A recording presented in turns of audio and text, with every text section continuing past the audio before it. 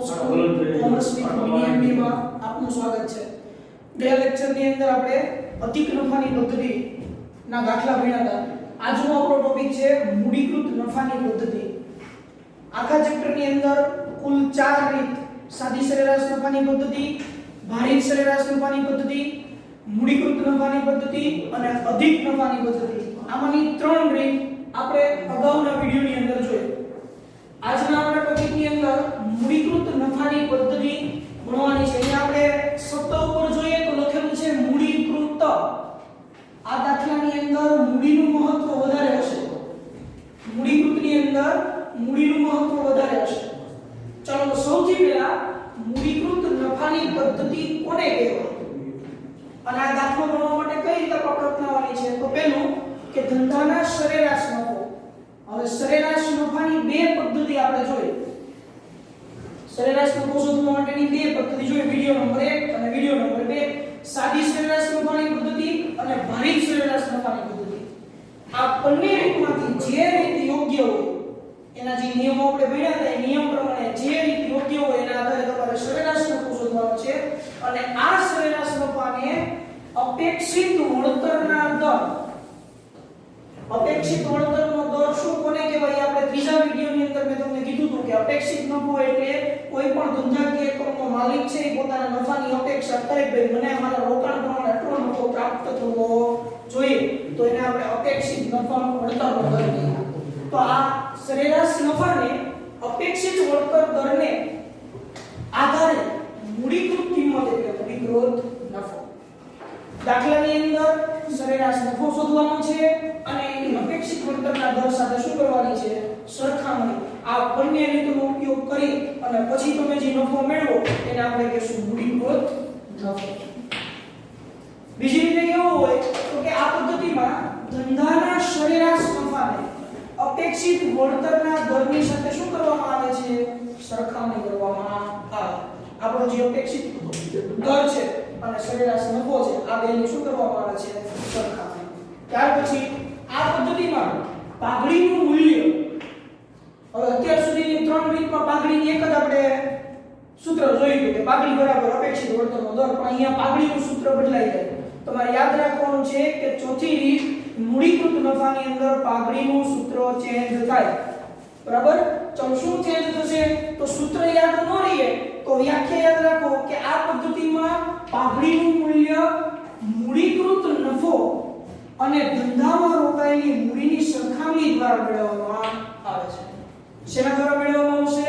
તો કે પાઘડીનું મૂલ્ય છે એ મૂડીકૃત નફો અને ધંધામાં રોકાયેલી મૂડી।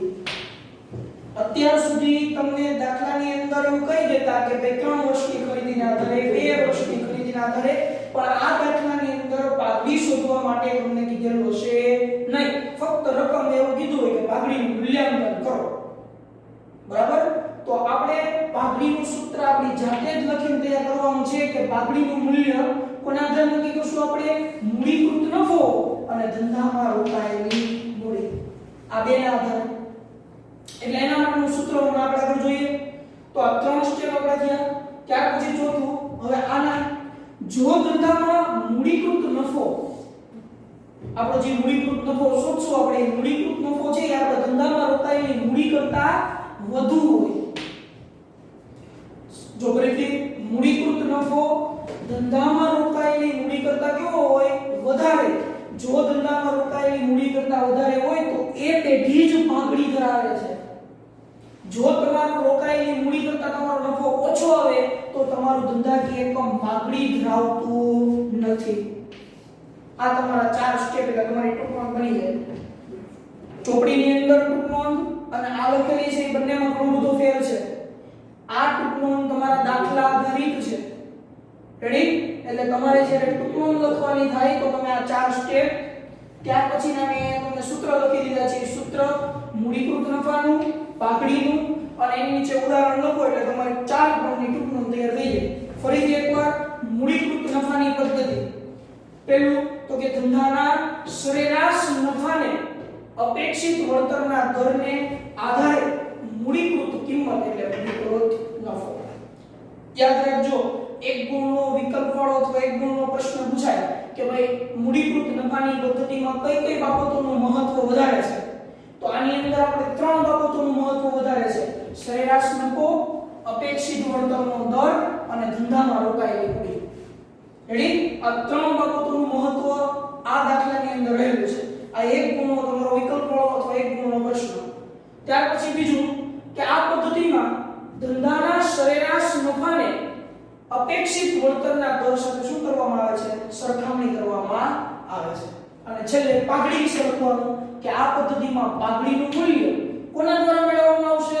તો બે બાબત યાદ રાખો: એક મૂડીકૃત નફા દ્વારા અને રોકાયેલી મૂડી.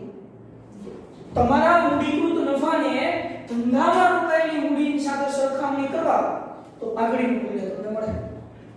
ત્યાર પછી જો મૂડીકૃત નફો રોકાયેલી મૂડી કરતા વધુ હોય તો, અને મૂડીકૃત નફો રોકાયેલી મૂડી કરતા ઓછો. બે બાબતો યાદ રાખવાની છે. જો મૂડીકૃત નફો છે એ ધંધાની મૂડી કરતા વધુ હોય તો તમારો ધંધાકીય એકમ પાઘડી ધરાવે છે, અને મૂડીકૃત નફો છે એ રોકાયેલી મૂડી કરતા ઓછો હોય તો તમારો ધંધાકીય એકમ પાઘડી ધરાવતો નથી. આ તમારા ચાર સ્ટેપ. અને આના પછી તમારે લખવાનું છે મૂડીકૃત નફાનું સૂત્ર. જ્યારે ટૂંકમાં લખો ત્યારે ટૂંકમાંની વાત કરું છું કે ટૂંકમાં ચાર સ્ટેપ લખાઈ જાય પછી તમારે લખવાનું કે મૂડીકૃત નફાનું સૂત્ર અને એની નીચે લખવાનું પાઘડીનું સૂત્ર. એટલે તમારી ચાર ગુણની ટૂંકમાં ભાગ પૂરો થઈ જાય. ઓકે, ચલો ત્યાર પછી હવે મૂડીકૃત નફાની પદ્ધતિનો 4 ગુણનો દાખલો ગણવો હોય તો એના કેટલા સ્ટેપ છે આપણી પાસે? 5 સ્ટેપ છે. ચારે ચાર રીતની અંદર આપણે દાખલો ગણવાના પગલા લખેલા છે. આ 5 સ્ટેપ તમે તૈયાર કરો એટલે તમારા દાખલાનું પરિણામ તમને મળે. ચલો સૌથી પહેલું ધંધામાં રોકાયેલી મૂડી. સૌથી પહેલા દાખલામાં શેની જરૂર પડશે? ધંધામાં રોકાયેલી મૂડી. અને ધંધામાં રોકાયેલી મૂડી જો દાખલાની અંદર આપી દીધી હોય તો શોધવાની થતી નથી, પણ નંબર 1 કરી લખવી પડે. યાદ રાખજો, અપેક્ષિત વળતરનો દર પણ તમારે શોધવાનો ન હોય, દાખલામાં આપેલો જ હોય છતાં પણ તમારે લખવો પડશે. એટલે ધંધામાં રોકાયેલી મૂડી આપેલી હોય તો નંબર 1 કરીને લખશું ધંધામાં રોકાયેલી મૂડી બરાબર જેટલી આપેલી હોય. નથી આપેલી તો એ મૂડી શોધવા માટે તમને બે વસ્તુ આપેલી હોવી જોઈએ: કુલ મિલકતો અને કુલ દેવા. એટલે આ તમારું પહેલું સ્ટેપ કે ધંધામાં રોકાયેલી મૂડી બરાબર કુલ મિલકતો માઈનસ કુલ દેવા. ત્યાર પછી અપેક્ષિત વળતરનો દર આ આપણે શોધવાનો નથી, દાખલાની અંદર રકમમાં જ આપેલો હોય. અને ત્યાર પછી સરેરાશ નફો. આગલા વિડિયોની અંદર મેં તમને કીધું હતું કે આખા ચેપ્ટરની અંદર સૌથી મહત્વનો છે સરેરાશ નફો. કારણ કે સરેરાશ નફો શોધતા આવડે તો જ રીત ત્રીજી અને ચોથી આગળ થાય, નકર તમારું સ્ટેપ અહીં અટકી જાય. એટલે સરેરાશ નફાની પહેલી બે રીત છે: સાદી સરેરાશ નફાની પદ્ધતિ અને ભારિત સરેરાશ નફાની પદ્ધતિ. આ બે ફરજિયાત આવડતી હોવી જોઈએ. ચાલો, તો સરેરાશ નફા અહીંયા મેં ફરીથી આ શબ્દ વાપરો યોગ્ય સરેરાશ દ્વારા. મેં કાલના વિડિયોમાં કીધું હતું યોગ્ય સરેરાશ દ્વારા એટલે શું? તો કે બે રીત તમારી કે નફો તમારો વધઘટ થાય છે કે નફો સતત વધે છે કે સતત ઘટે. આને કહેવાય યોગ્ય સરેરાશ. જો નફામાં વધઘટનું વલણ હોય તો સાદી સરેરાશ. નફો સતત વધે અથવા સતત ઘટે તો ભારિત સરેરાશ. જો શબ્દનું મહત્વ છે શબ્દ સામે વધઘટ થાય તો સાદી સરેરાશ નફાની, સતત વધે અને સતત ઘટે તો ભારિત સરેરાશ. આ તમારું ત્રીજું સ્ટેપ. આ બી બંને રીતમાં આવશે. અધિક નફાની પદ્ધતિમાં આ 3 સ્ટેપ આવે, ભારિત સરેરાશ નફાની પદ્ધતિ કે મૂડીકૃત નફાની આ બધામાં આ 3 સ્ટેપ બેઠા આવશે. અહીંથી હવે આપણા માટે ચેન્જ થશે. ચાલો, મૂડીકૃત નફો એનું સૂત્ર શું? તો કે મૂડીકૃત નફો બરાબર સરેરાશ નફો. ત્રીજા સ્ટેપમાં તમારું જે પરિણામ આવ્યું હોય એ પરિણામને છેદમાં અપેક્ષિત વળતર એટલે કે સ્ટેપ નંબર 2 ગુણ્યા 100. હવે જો અહીંયા તમે ગુણાકાર 100 ન લખો, આ ગુણ્યા 100 ન લખો તો તમારે દાખલો ગણતી વખતે એવું ધ્યાન રાખવાનું છે કે સરેરાશ નફો છેદમાં અપેક્ષિત વળતરનો દર અને છેદમાં તમારા ટકાનું બટન દબાવવાનું છે. યાદ રાખજો, ચોપડીના ઘણા ઉદાહરણની અંદર અહીંયા ગુણ્યા 100 ગણેલા નથી તો દાખલો કે સૂત્ર ભૂલ નથી. એમાં તમારે એવું યાદ રાખવાનું છે કે જો અહીંયા તમારે ગુણાકાર 100 ન કરવો હોય તો ભાગાકારની સાથે અહીંયા ટકાનું ચિહ્ન દબાવવું પડે. બરાબર, બંને વસ્તુ એક જ થઈ. ચાલો, ત્યારે મૂડીકૃત નફાનું સૂત્ર છે કે મૂડીકૃત નફો બરાબર સરેરાશ નફો છેદમાં અપેક્ષિત વળતરનો દર ગુણ્યા 100 અને છેલ્લે આ આપણા માટે આખું નવું સૂત્ર અને બધા જ વિદ્યાર્થી અહીંયા ભૂલ કરે પાંચમા સ્ટેપમાં કારણ કે આપણે આગળ સુધી પાઘડીનું સૂત્ર એવું જ ભણ્યા કે ભાઈ અધિક નફો હોય તો અધિક નફો ગુણ્યા ખરીદીના વર્ષ મૂડીકૃત નફો તો કે ખરીદીના વર્ષ ખરેખર અહીંયા ખરીદીના વર્ષ એવો શબ્દ આવતો નથી બરાબર અહીંયા મૂડીકૃત છે એ રોકાયેલી મૂડી આધારે જ હોય એટલે યાદ રાખો કે પાઘડી બરાબર મૂડીકૃત નફો માઈનસ રોકાયેલી મૂડી હવે આ સૂત્ર મૂકો ને એટલે તમારે નીચેની નોંધ યાદ રાખવાની છે આ સૂત્ર મૂકો અને પાઘડીનું પરિણામ જો શૂન્ય આવે અથવા ઋણ આવે તો એ પેઢી પાઘડી ધરાવતી નથી પાંચમા સ્ટેપની અંદર જો તમારું પરિણામ શૂન્ય કે ઋણ આવે તો એવું ધંધાકીય એકમ પાઘડી ધરાવતો નથી એમ કહેવાય બરાબર આ તમારો દાખલો ગણવા માટેના 5 સ્ટેપ ફરીથી એકવાર જોઈ લો સૌથી પહેલા આપણે જરૂર પડશે ધંધામાં રોકાયેલી મૂડી અને ધંધામાં રોકાયેલી મૂડી જો દાખલાની અંદર તમને આપી દીધી હોય તો તમારે શોધવાની નથી ફક્ત લખવાની છે અને નથી આપેલી તો તમારે આ સૂત્રનો ઉપયોગ કરીને મૂડી શોધવી પડે એટલે કે કુલ મિલકતો માઈનસ કુલ દેવા ત્યાર પછી બીજું સ્ટેપ અપેક્ષિત વળતરનો દર આ પણ દાખલાની અંદર આપેલું જ હોય અને ત્યાર પછી સરેરાશ નફો શોધવા માટેની બે રીત વિડિયો નંબર 1 અને વિડિયો નંબર 2 ઈ તમને ફરજિયાત આવડતો જોઈએ ત્યાર પછી મૂડીકૃત નફો તો મૂડીકૃત નફાનું સૂત્ર છે કે સરેરાશ નફો છેદમાં અપેક્ષિત વળતરનો દર ગુણ્યા 100 પાઘડી બરાબર મૂડીકૃત નફો માઈનસ રોકાયેલી મૂડી અને આ પાંચમું સ્ટેપ જ્યારે મૂકો ત્યારે નોંધ કરીને લખવાનું છે કે નોંધમાં જોવાનું છે તમારે કે જો પરિણામ તમારું શૂન્ય કે ઋણ આવે તો ઈ પેઢી પાઘડી ધરાવતી નથી ઓકે ચલો હવે આ રીતનો દાખલો ગણીએ આપણે આગળ ત્યારે રકમ જોઈએ આગળ વધીએ ચલો મૂડીકૃત નફાની પદ્ધતિએ આ દાખલાની રકમ અહીં લખેલી છે કે નીચે આપેલી માહિતી પરથી મૂડીકૃત નફાની પદ્ધતિથી પાઘડીનું મૂલ્યાંકન કરો જેટલી વસ્તુ દાખલામાં આપણે જરૂરી હતી એ બધી જ વસ્તુ તમને દાખલામાં આપેલી હોય અહીંયા પહેલું તમને આપેલું છે કુલ મિલકત હવે કુલ મિલકત હોય એટલે આપણે તરત અંદાજ આવી જવો જોઈએ કે આપણે અહીંયા રોકાયેલી મૂડી આપેલી નથી અને એ સ્ટેપ નંબર 1 નો ઉપયોગ કરીને આપણે શોધવાની છે કુલ મિલકત આપેલી છે કુલ દેવા આપેલા છે અને ત્યાર પછી અપેક્ષિત વળતરનો દર આપણે આપેલો છે અને અમુક વર્ષનો નફો આટલી વસ્તુનો આપણે ઉપયોગ કરી અને આપણે મૂડીકૃત નફાની દ્રષ્ટિએ પાઘડીનું મૂલ્યાંકન કરવાનું છે ચલો પહેલેથી એક સ્ટેપ વાઇઝ વધતા જઈએ પહેલું સ્ટેપ એટલે ધંધામાં રોકાયેલી મૂડી પહેલું સ્ટેપ એટલે શું ધંધામાં રોકાયેલી મૂડી હવે મૂડી આપણે કે દાખલામાં નથી આપેલી પણ મૂડી શોધવા માટેના બે સ્ટેપ આપેલા કુલ મિલકતો માઈનસ કુલ દેવા એટલે કુલ મિલકતો માઈનસ કુલ દેવા ચલો કુલ મિલકતો આપણી પાસે છે 1 લાખ રૂપિયા અને કુલ દેવા છે આપણી પાસે 50,000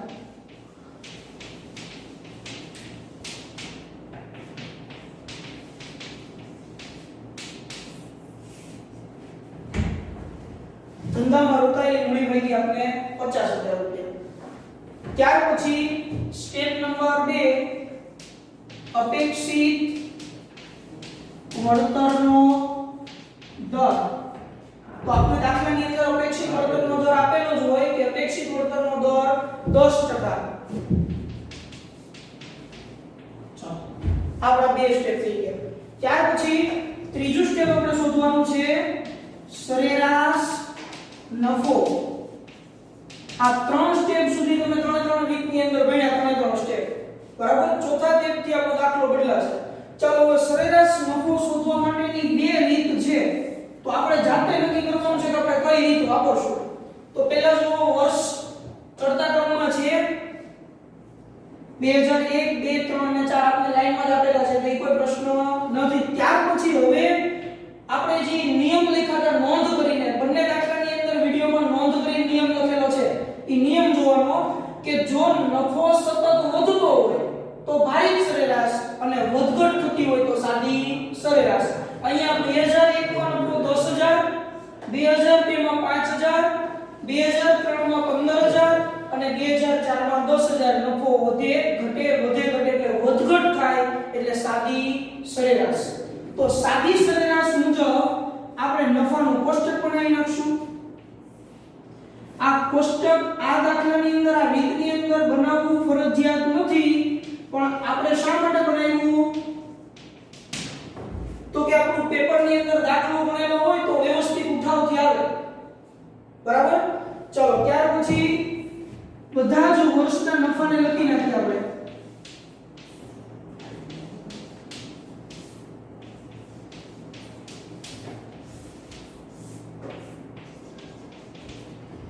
ચલો પહેલા વર્ષે નફો તો 10000, બીજા વર્ષનો નફો છે 5000, ત્રીજા વર્ષનો નફો છે 15000 અને ચોથા વર્ષે નફો છે 10000. આ કઈ સરેરાશ લખી છે આપણે? સાદી સરેરાશ, કારણ કે વધઘટનું વલણ જોવા મળે એટલે સાદી સરેરાશ વાપરું છું. ચલો સાદી સરેરાશ બધા જ વર્ષનો નફો મેં લખી રાખ્યો. હવે આનો સરવાળો આપણે જોઈએ તો 10, 20, 30 અને 40000 રૂપિયા પેઢીનો કુલ નફો આપણને મળી ગયો 40000 રૂપિયા. આ તમારું એક પરિણામ તમે કહી શકો આને. કુલ નફો 40000 રૂપિયા. ચલો ત્યાર પછી હવે સાદી સરેરાશ નફાની પદ્ધતિનું સૂત્ર મૂકશું કે ભાઈ સરેરાશ નફો બરાબર કુલ નફો છેદમાં કુલ વર્ષ. આ રીત કઈ છે? સાદી સરેરાશ નફાની પદ્ધતિ વિડિયો નંબર 1. ચાલો કુલ નફો આપણો છે 40000 રૂપિયા અને વર્ષ છે કુલ 4, 1 2 3 અને 4 એટલે આપણો સરેરાશ નફો આવશે 10000 રૂપિયા. આ તમારું ત્રીજું સ્ટેપ. અહીંયા સુધી આપણે ભણી ગયા છે. હવે આપણા માટે નવું સ્ટેપ નંબર 4 મૂડીકૃત નફો. ચાલો યાદ રાખજો આ ત્રણ સ્ટેપ તમારા માટે મહત્વના છે. બધા જ દાખલાની રીતમાં ત્રણ સ્ટેપ આવશે. હવે અહીંથી ચેન્જ થશે મૂડીકૃત નફો. તો મૂડીકૃત નફાનું સૂત્ર આપણે જોયું. શું સૂત્ર હતું? તો કે મૂડીકૃત નફો બરાબર સરેરાશ નફો છેદમાં અપેક્ષિત વળતરનો દર ગુણ્યા 100. ચાલો સરેરાશ નફો આપણને કેટલો મળ્યો? 10000 રૂપિયા. અપેક્ષિત વળતરનો દર આપણો 10% અને ગુણ્યા 100. જો અહીંયા તમારે ગુણ્યા 100 નથી મૂકવા તો તમે જ્યારે કેલ્શિયમ ઉપયોગ કરો ત્યારે 10000 ભાગ્યા 10%, કારણ કે ચોપડીની રીત બંને આપેલી છે. અમુક દાખલાની અંદર ગુણ્યા 100 આપેલું હશે અને અમુક દાખલામાં ખાલી ટકા લખેલા હશે. એટલે એ રકમ કે સૂત્ર ખોટું નથી. તમારે ઉપયોગ કરવાની મેથડ તમારે જોવાની છે. ગુણ્યા 100 લખો તોય વાંધો નથી અને અહીંયા ગુણ્યા 100 ન લખો તો અહીંયા ટકાવાળીનું ચિહ્ન આવશે.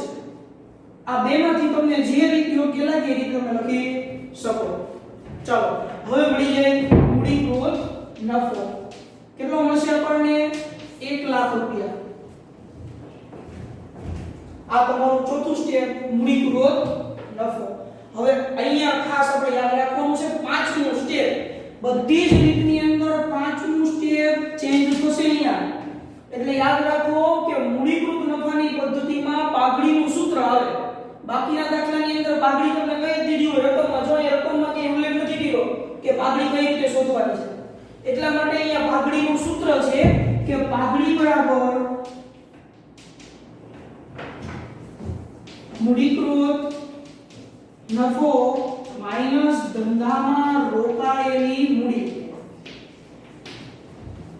અગાઉ પાઘડીના સૂત્રમાં શું આવતું કે પાઘડી બરાબર અધિક નફો ગુણ્યા ખરીદીના વર્ષ. ઓકે, અહીંયા ચેન્જ થશે. ચાલો મૂડીકૃત નફો આપણે કેટલો મળ્યો? 1 લાખ રૂપિયા. મૂડીકૃત નફો આપણને મળ્યો 1 લાખ રૂપિયા. આપણા ધંધાની અંદર રોકાયેલી મૂડી હતી 50000 રૂપિયા. તો આ 50000 રૂપિયા અને પાઘડીનું મૂલ્ય આપણને મળી ગયું 50,000 રૂપિયા. ચાલો આ મૂડીકૃત નફાની પદ્ધતિ એ પાઘડીનો આખો દાખલો કમ્પ્લીટ. તમને 5 સ્ટેપ તમારા તૈયાર કરવાના છે. તમે સ્ટેપ પ્રમાણે હાલતા જશો એટલે તમને દાખલાનું પરિણામ મળશે. ખાલી યાદ રાખવા જેવી બાબત સરેરાશ નફો. આમાં ભૂલ ન થવી જોઈએ. વિડિયો નંબર 1 અને 2 આ બંને રીતનું છે સરેરાશ નફાનો. આ પરફેક્ટ આવડે તો તમને આખો દાખલો પરફેક્ટ થઈ શકે. કારણ કે બીજી તમારે કોઈ વસ્તુ અલગથી શોધવાની થતી નથી. ફક્ત સૂત્રની અંદર રકમ મૂકતા શીખવાનું છે. ચાલો તો આ તમારી મૂડીકૃત નફાની ચોથી પદ્ધતિ અહીંયા પૂરી. હવે આ પદ્ધતિનો પેટા પદ્ધતિ છે. આમ તો મુખ્ય 4 પદ્ધતિ છે, પણ આ મૂડીકૃત નફાની અધિક નફાની દ્રષ્ટિએ જે રીત છે હવે આના પછીના વિડિયોમાં આપણે જોશું. આમાં મૂડીકૃત નફાનું જે હોમવર્ક છે એ તમને WhatsApp માં મૂકી દેવામાં આવશે. વિદ્યાર્થી મિત્રો, આપણી જે કોમર્સ વિથ મિની MBA ની જે આપણી ચેનલ ચાલુ કરેલી છે હાલની પરિસ્થિતિને ધ્યાનમાં લઈ, તો આ ચેનલને તમારે સબસ્ક્રાઇબ કરવાની છે અને શેર કરવાની છે. સાથે તમારા મિત્રો આજુબાજુમાં જે ભણતા હોય ધોરણ 12 ની અંદર આવેલા હોય વિદ્યાર્થી એ લોકોને પણ ફોરવર્ડ કરશો.